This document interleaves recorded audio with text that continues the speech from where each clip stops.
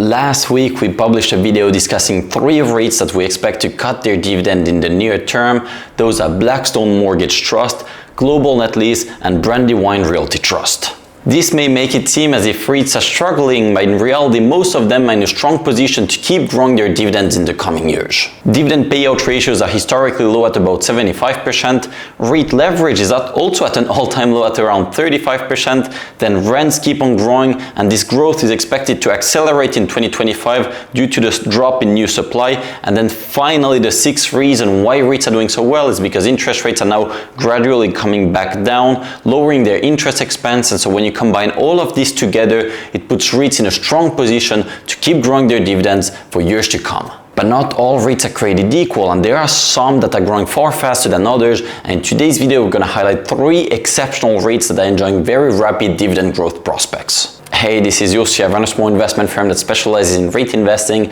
and in today's video I'm going to discuss 3 of my largest REIT investments for 2025. Make sure to buy them before the next dividend hike because they could be quite significant and move their stocks to much higher levels. But before I get started, if you want to access my full portfolio, you can do so by joining High Yield Landlord. This is my REIT newsletter for a 2-week free trial.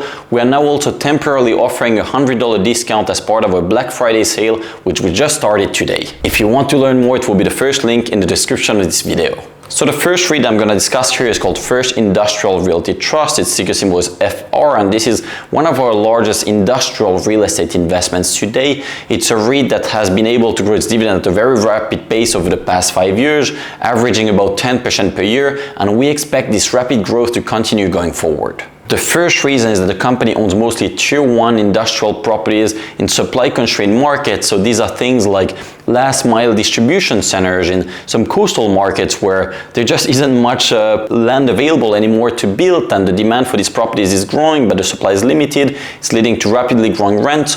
And the interesting thing about First Industrial in particular is that we think that today its lease rates are deeply below market levels, and this is simply because it entered into long-term leases many years ago, and market rents end up growing far faster than the rent escalations in the leases. And as a result, now the lease rates are deeply below market, and this provides an opportunity for First Industrial to significantly bump up its rents now as its leases gradually expire. Right now, its average remaining lease term is about 4 years, and it has been enjoying releasing spreads of about 50% over the past years. And so you can clearly see here that the REIT has a significant organic growth opportunity here, as it simply bumps up its rents back to market level as its leases expire. And the second reason why we are confident in the growth prospects of the REIT is because it owns a significant land bank that has a lot of value, but it's not generating any cash flow today.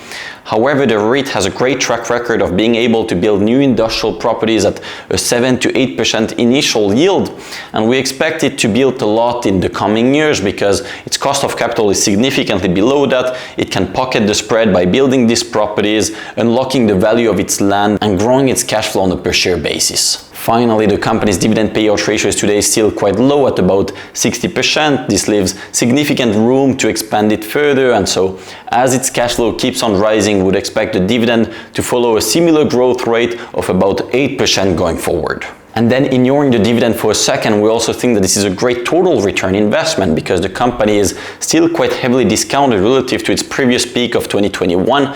Its share price has come down about 30%, even as its cash flow has risen by about 20%. So you add that 30% with that 20%, and this essentially means that the company's valuation multiple is about 2 times lower than it was at its peak. Right now, it's trading at about 80.5 times FFO. At its peak, it was closer to 35 times. And while I agree that 35 times was perhaps a bit too much, it certainly is for today's interest rate environment, we think that the fair value is perhaps somewhere in the middle. Today it's too cheap, in 2021 it was too expensive. We think that the fair value is in the middle, and this could unlock about 50% upside potential now as interest rates gradually return to lower levels and more investors start buying REIT investments. Hey, before I go into the second REIT, can you please do me a huge favor and click the like button if you enjoy this type of content? It helps me a lot to keep producing these free videos for you. Thanks so much in advance. The second company that I'm now going to discuss is not officially structured structured as a REIT, but it is what I like to call a REIT adjacent business. And what I'm referring to here is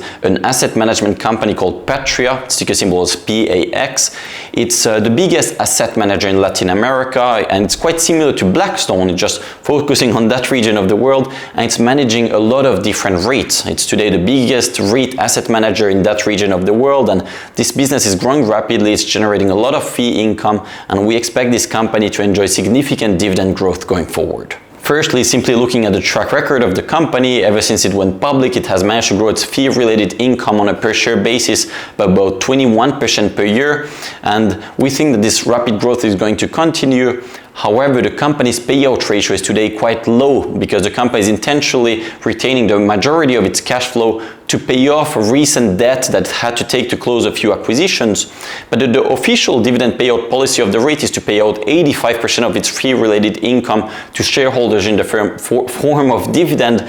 And we think that as it returns to this previous policy in the coming years, perhaps in 2025, we'll see a very significant dividend bump from the current level. If you look at the company's guidance for the cash flow of 2025, you apply a 85% dividend payout ratio to that, you get a roughly 10% dividend yield based on today's share price. And I think that the market is greatly underappreciating this fact. And as the company now bumps up its dividend, perhaps in a year from now or even less, I think that we'll see very significant upside in the company's valuation. Right now, the company is trading at right around 8 times its fee-related income, which is an exceptionally low multiple for a company growing at this rapid pace.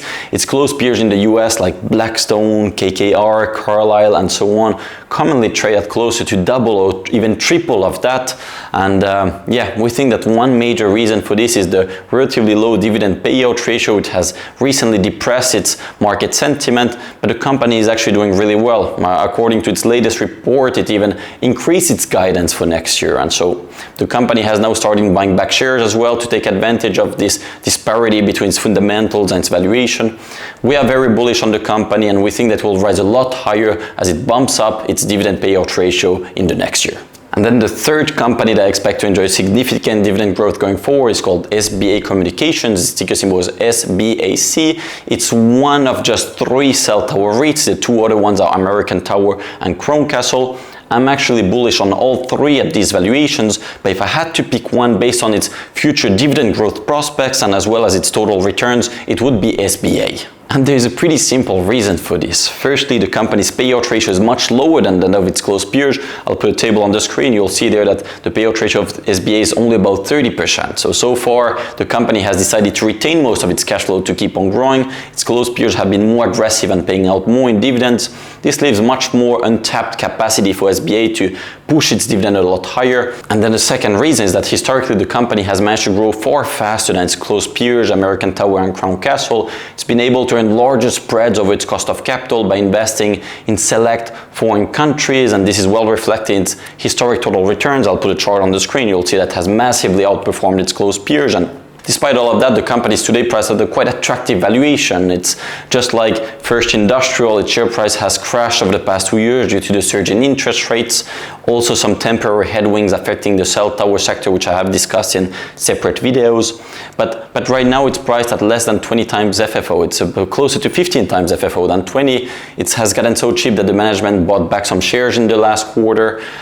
Ultimately, I think that the fair value here is about 30% higher. So it's not as, I think, again, that was too expensive back in 2021 when interest rates were at near 0%, but I think that the fair value is somewhere in the middle ground of today and 2021. This could unlock about 30% upside, and while you wait, the company will keep growing at a very rapid pace, creating value for shareholders. The last dividend hike was 15%. That's one of the highest dividend growth rate that I know of in the REIT sector. I expect such rapid growth to continue going forward given the low payout ratio, and this will serve as a catalyst to improve the market sentiment of the stock over time. Now let me know in the comment section below what other dividend growth rate you're buying at the moment, and otherwise, once more, if you could please click the like button, that will help me a lot to keep on growing. Thanks so much, and see you at my next one. Bye bye.